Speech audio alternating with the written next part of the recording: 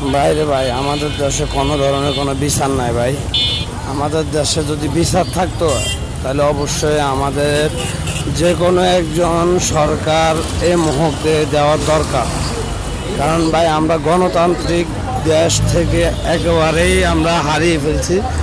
যে দেখেন ভাই, ফুটপাত বাদ দিয়ে মানুষ এখন রাস্তা দিয়ে হাঁটতে হইতেছে বাধ্যতামূলক। ফুটপাতের দোনো পাশে তারা দোকান বসাইছে এমনভাবে যে আমরা যে চলবো বা আমরা যে একটু হাঁটবো পথচারীরা, সেই ধরনের কোনো সিনপাতি নাই।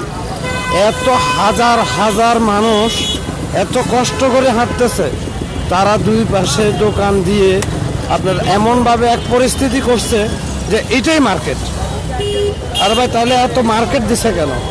আমাদের দেশে যদি খুব তাড়াতাড়ি যে কোনো একটা সরকার যদি বসানো না হয়, আমরা কিন্তু খুব কষ্ট পাবো এবং কি জনগণ কষ্ট পাবে। আপনাদের কাছে আমার একটাই বিনীত অনুরোধ রইল, আপনারা আমার ভিডিওটা যত বেশি পারেন শেয়ার করে দিবেন।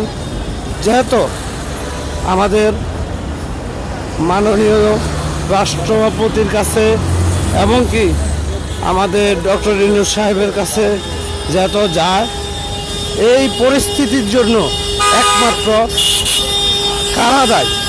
যে কি আমাদের দেশে কোনো আইন শৃঙ্খলা বাহিনী নাই? আমাদের দেশে কি কোনো নিয়ম নাই? এভাবে যদি আপনার উত্তর বাড্ডা থেকে হাইটে আসছি, সেই ফুটপাতের রাস্তা দিয়ে আপনার কোনো অবস্থাতে হাঁটাই সম্ভব না,